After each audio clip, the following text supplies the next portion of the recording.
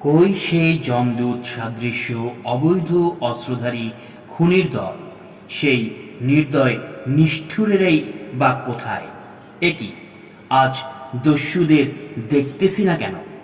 শেখ হাসিনা কর্তৃক নিয়োজিত দস্যুদের আনাগোনাও লক্ষ্য হইতেছে না।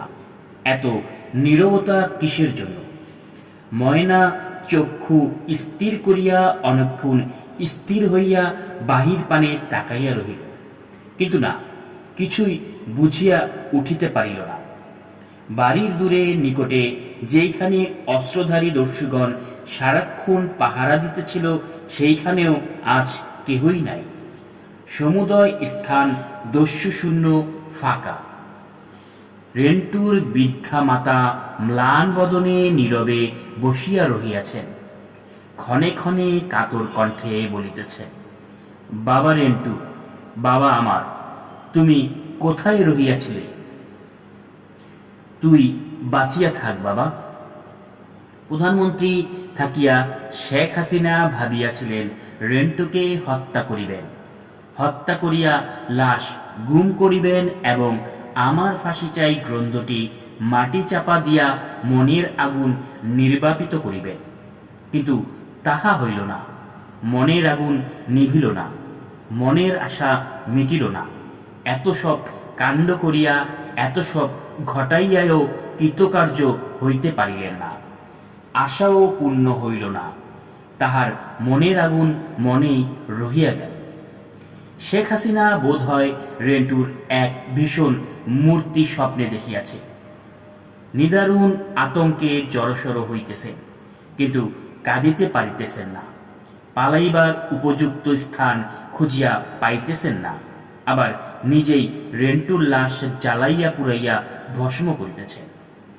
1 অক্টোবর 2001 ফজর নামাজ শেষ করিয়া মসজিদ হইতে ঘরে না আসিয়া সূর্য উদিত হইবার আগেই মানুষ ভোট কেন্দ্রে যাইয়া জড়ো হইতে লাগিল।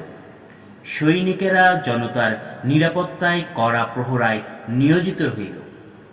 সন্ত্রাসী কুচক্রীগণ পলায়ন করিল।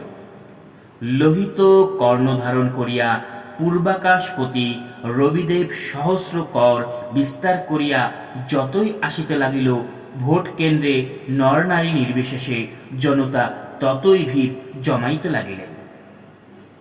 দেখিতে দেখিতে সূর্যদেবের পূর্ণ আগমন ঘটিল। ঘর ছাড়িয়া মহিলা পুরুষ সকল ভোটার ভোট কেন্দ্র ঘিরিয়া ফেলিলেন। দেশপ্রেমিক সেনাবাহিনী অতন্ত্র প্রহরীর ন্যায় সজাগ পাহারায় রহিলেন। ভোটের সকল ইতিহাস পিছনে ফেলিয়া ভোটারেরা নতুন এক বিরল ভোটের ইতিহাস সৃষ্টি করিলেন। প্রতিবাদী বিক্ষুব্ধ উষা সশস্ত্র সশস্ত্র তেজে নাগরিকগণকে জাগরিত করিল এবং সরকার প্রধান হইয়া বিনা বিচারে বই লিখিবার কারণে নাগরিককে হত্যা করা সীমাহীন ক্ষমাহীন অপরাধ, এই কথাটাই সকলের কানে কানে ঘোষণা করিয়া দিল। বিধাতার বিধান মতো প্রচণ্ড জনরোষের তুফান বলদর্পী বিচারী নাগরিক হত্যাকারী স্বৈরাচারী শেখ হাসিনা তাহার তরি লইয়া পরাজয়ের নীল নদে চিরতরে ডুবিয়া গেল। প্রধানমন্ত্রী হইয়া অতি ক্ষুদ্র নাগরিক রেন্টুকে হত্যার আদেশ দিতে, হত্যার ষড়যন্ত্র ও আয়োজন করিতে শেখ হাসিনার কি মনে হইল না? স্ত্রী স্বামী হারা হইয়া বিধবা হইলে, সন্তানরা পিতৃহীন হইয়া এতিম হইলে তাহাদিগর মুখের প্রতি চাহিয়া কি কেহ কাঁদিবে না? অনাচার অবিচারের এই কলঙ্কের দৃষ্টান্ত ঘুচিবে কিসে? ঈশ্বরের মহিমা অপার। তিনি আজ যাহাকে রাজ ক্ষমতার অধিকারী করিতেছেন, কাল তাহাকেই ভিখারি বানাইতেছেন। রাজ ক্ষমতায় যাইয়া কেহ কেহ নিজেকে সর্বশক্তিমান প্রতীয়মান করে, তাহা সত্য। ইহাতে যে একটু সন্দেহ ছিল, তাহা শেখ হাসিনার কর্ম দ্বারা একেবারেই দূর হইল। ধন্য তোমার কর্ম, ধন্য তোমার চিন্তা বুদ্ধি, ধন্য তোমার প্রধানমন্ত্রিত্ব।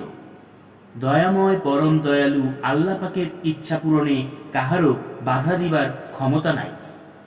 তাহারই কৃপায় 1 অক্টোবর 2001 সাল এই দেশে মানুষ ভোটযুদ্ধে শেখ হাসিনাকে পরাজয়ের গভীর সমুদ্রে ডুবাইয়া ছাড়িল। পাপীর অধোগতি দুর্গতি ভিন্ন সঙ্গতি কোথায়? অবৈধ অস্ত্রধারী খুনির দল পালাইয়া গেল।